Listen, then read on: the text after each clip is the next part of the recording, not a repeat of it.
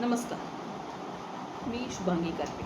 आज आपण ऊर्जा शक्तीचा जागर हे आपण आज धडा हा शिकणार आहोत. माहिती आहे का तुम्हाला? डॉक्टर रघुनाथ मालशेकर यांनी हा लिहिलेला आहे. रघुनाथ मालशेकर हे कोण होते?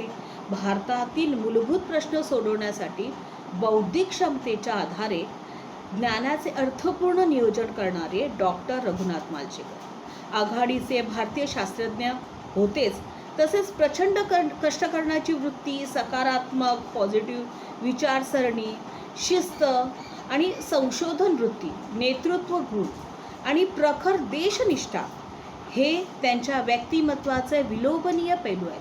जिसे हम लोग कर सकते ऐसे उनकी व्यक्तिमत्व थी.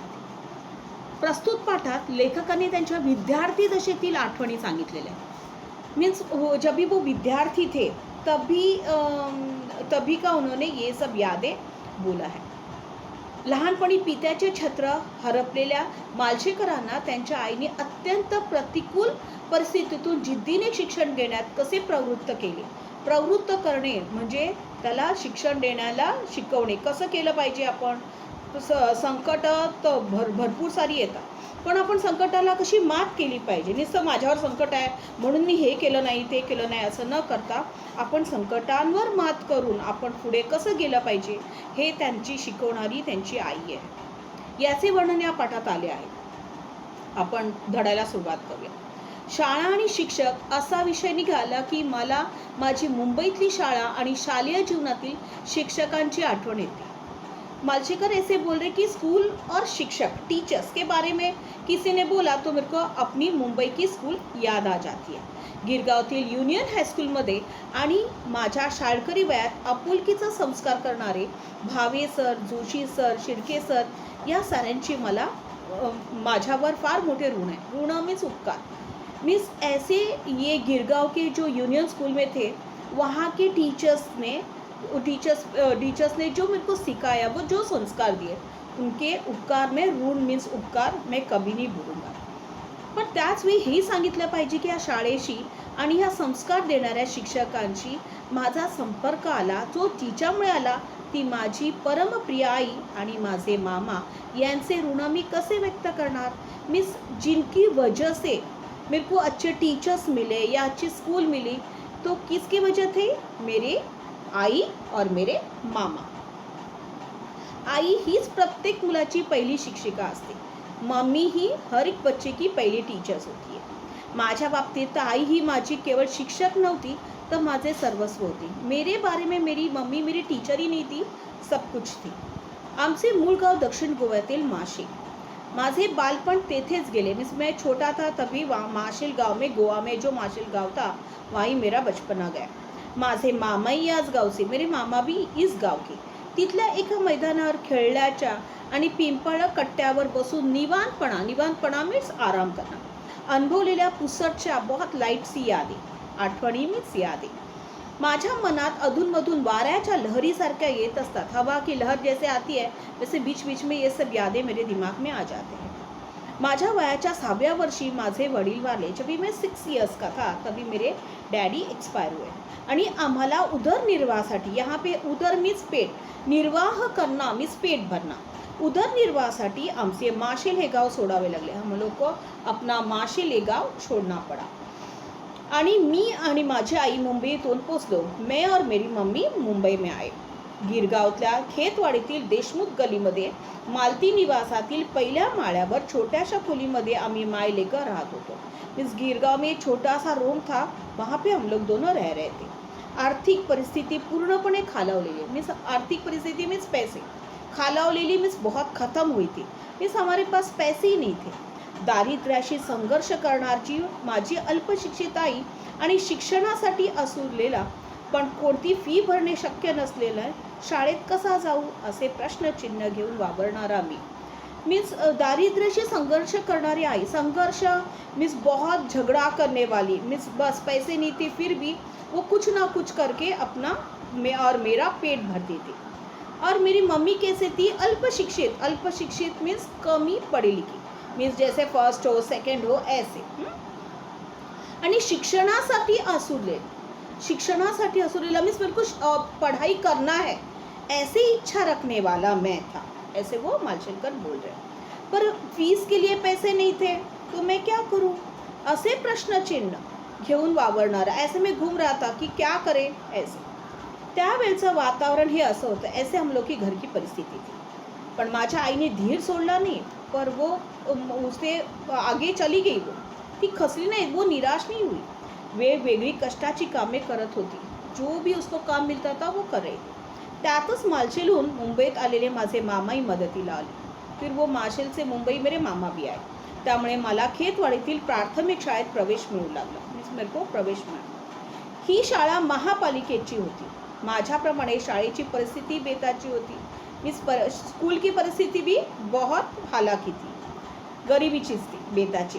पण इथले शिक्षक मात्र मनाने खूप श्रीमंत होते. पर यहाँ की जो टीचर्स थे वो मन से बहुत अमीर थे. पायात चप्पल घालायला नव्हती अशा परिस्थितीत शाळा सुरू झाली. मेरे पाँव में डालने के लिए चप्पल भी नहीं थी. ऐसे मेरे स्कूल शुरू हुई. वयाच्या 12व्या वर्षापर्यंत मला अनवाणी राहावं लागलं. जब मैं 12 इयर्स का था तभी मेरे को पहनने के लिए चप्पल नहीं थी. शालेय शिक्षण पूर्ण केल्यानंतर जेव्हा हाईस्कूलमध्ये प्रवेश घेण्याची वेळ आली त्यावेळी तर आणखीन एक मोठं संकट समोर आलं. जैसे आप लोगों को मालूम है 7 तक पहले म्यूनसिपालिटी स्कूल 7 तक स्कूल था. उसके बाद 8, 9, 10 करने के लिए हम लोग को हाई स्कूल जाना पड़ता था. अभी ऐसे इतना बड़ा संकट उनके सामने आया. त्यावेळी हाईस्कूलची फी 21 रुपये होती. तभी हाईस्कूल की फीस 21 रुपीज़ थी. पण आमच्याजवळ एवढे पैसे कुठून येणार. फिर हम लोग के पास उतने भी पैसे नहीं थे. प्रवेश फी भरणे शक्य नसल्याने आता माझे शिक्षण थांबणार असे वाटू लागले. अभी ऐसे लगा कि मेरे पास प्रवेश फी एंट्रेंस फी के पैसे नहीं थे तो अभी मेरी स्कूल यहाँ रुक जाएगी ऐसे मेरे को लग रहा था. पण माझ्या आईने धीर सोडला नाही. आजूबाजूच्या बिराडातील काही कामे करून तिने पैसे जमवण्यास सुरुवात केली. आजूबाजू के जो लोग थे उनके घर पे जाके वो काम करने लगे और उसने पैसे जमा किए.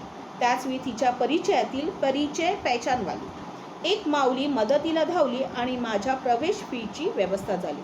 एक कोई लेडी जो भगवान जैसे थी उसने मेरे फीस का पैसा मम्मी को दे दिया. पण तोपर्यंत गिरगावतल्या त्यावेळच्या नामांकित शाळेमधील प्रवेश बंद झाले होते. पर तब तक वो पैसे देने तक जो अच्छे स्कूल थे वो उनका प्रवेश बंद हो चुका था.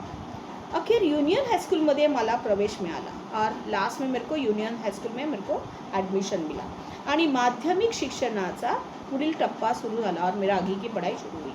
अनेक अडचणीतून बहुत सारे प्रॉब्लम फेस करने के बाद मी जमेल तेवढा अभ्यास करत होतो. मैं जितना मेरे से होता था उतनी पढ़ाई में कर रहा था. पण त्या छोट्याशा खोलीत जागा अपुरी पडायची. पर इतनी गिरगाव की रूम छोटे छोटे थे तो पढ़ाई करने के लिए उसको वो रूम भी छोटा पड़ता था. अभ्यासाला पूरक वातावरण नव्हते मीन्स योग्य वातावरण नहीं था. मीन्स मालूम है ना चॉल सिस्टम में स्पीकर चालू है, लोगों का बहुत आवाज़ है, तो अच्छा वो वातावरण भी नहीं था. मात्र त्याही वातावरणात मी जिद्दीने अभ्यास करत राहिलो. पर उसी वातावरण में मैं बहुत अच्छी तरह से पढ़ाई करता रहा आणि परीक्षेत चांगलं यश मिळत होतं और मैं एग्ज़ाम में बहुत अच्छा यश भी कमा रहा था.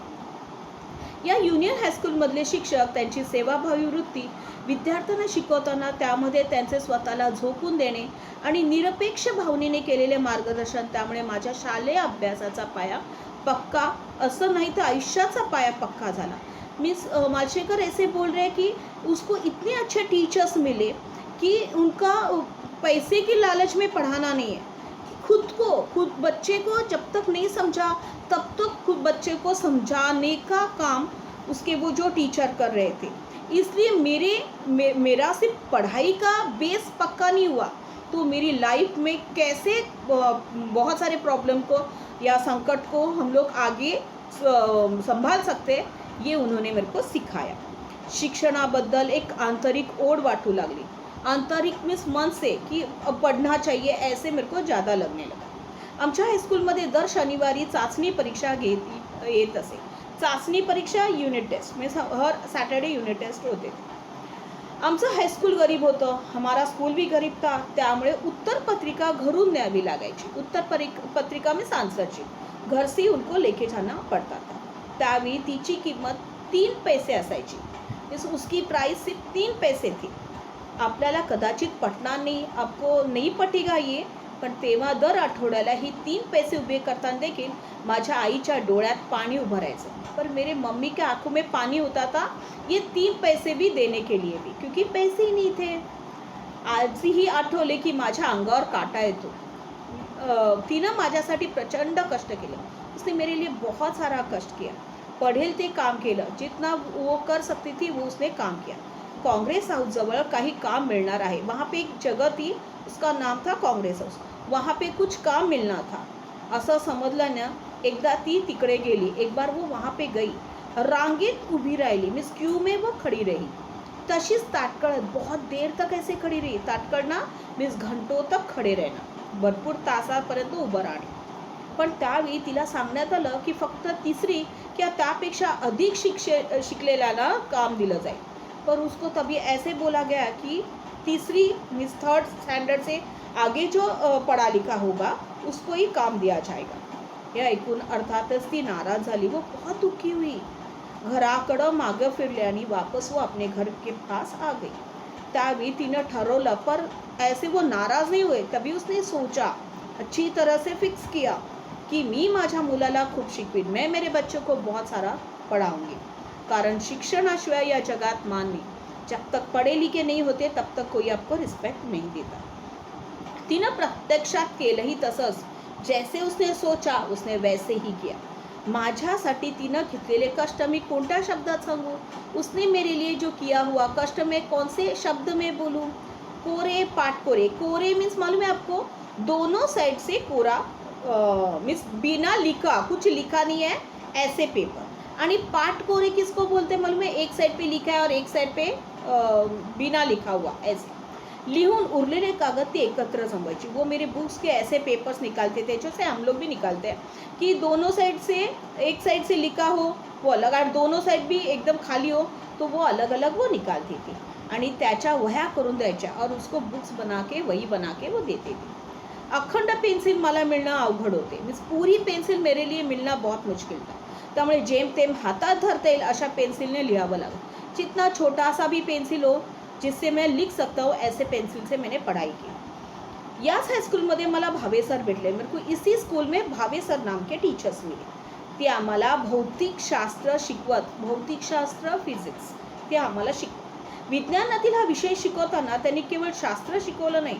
ते जब ये सायन्स सिखाते थे इससे उन्होंने शास्त्र हम लोग को नहीं सिखाया, तर त्या विषयाची गोडी लावली. तो ये सब्जेक्ट कितना अच्छा है, हम लोग कितना आगे तक जा सकते हैं ये उन्होंने सिखाया. आणि त्याबरोबर जीवनाचा फार मोठं तत्वज्ञान शिकवलं.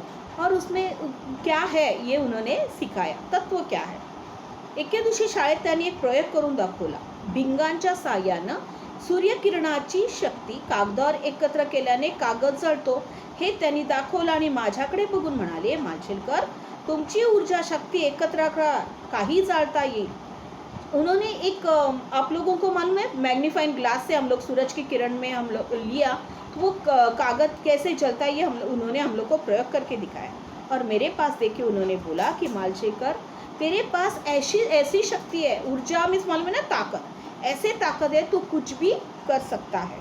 मीन्स इतना कॉन्फिडेंस उनके सर को था उन पे. काही जाळता येईल, कुछ भी आप कर सकते हो. एकीकडे मला एकाग्रतेचा मंत्र मिळाला आणि दुसरीकडे विज्ञान समजलं. विज्ञान मीन्स सायन्स. आयुष्यातलं फार मोठं तत्वज्ञान मला भावे सरांच्या या शिकवणीतून गवसलं. गवसना म्हणजे मिळालं, मिलना. त्यांना मी कसा विसरू. भावे सरांप्रमाणेच माझ्या शालेय आणि पुढील शैक्षणिक जीवनात जोशी सर, शिर्के सर, श्री मालेगाववाला या सर्वांनी माझ्या व्यक्तिमत्वाच्या जडणघडणीसाठी उत्तम मार्गदर्शन केलं. जडणघडण मीन्स आगे जाने के लिए अच्छा उपदेश किया. संस्कार केले. आयुष्याच्या उभारणीसाठी मला या शाळेने आणि शिक्षकांनी भरपूर शिदोरी दिली. मीन्स मेरे को बहुत कुछ इस स्कूल से मिला. संघर्षासाठी आत्मविश्वास मिळून दिला. लाइफ ऐसे कि जहाँ पे संकट ही नहीं हो ऐसे लाइफ ही नहीं है. तो आत्मविश्वास हम लोग भले बहुत सारे संकट भी हो उसको कैसे फेस करना है ये स्कूल ने ही हम लोग को सिखाया. जगण्याचे भान दिले, कैसे जीना है वो सिखाया. आजही फिरून त्या शाळेचे दिवस आठवताना एकीकडे प्रचंड दारिद्र्याचा सामना करण्याचा क्षण आठवतो आणि त्याचवेळी माझी आई, माझे शिक्षक, माझी शाळा हे माझे संस्कार केंद्र डोळ्यासमोर उभे राहते. अभी भी मैं पीछे मुड़ के देखता हूँ तो मेरे को ये सब मेरे को याद आते कि कितने लोगों ने मेरे लिए ट्राई किया. माझी आई, माझे शिक्षक थे, मेरे शिक्षक थे, मेरी स्कूल थी, इन लोगों ने मेरे को बड़ा करने के लिए बहुत हेल्प की. मी पुन्हा मनोमनी शाळेत जाऊ लागतो और मैं वापस अपने मन से वो स्कूल जाता हूँ, ऐसे वो बोल रहे हैं. आपको कुछ भी नहीं समझ में आया इस लेसन से या कुछ भी, तो आप मेरे को कमेंट बॉक्स में पूछ सकते हो.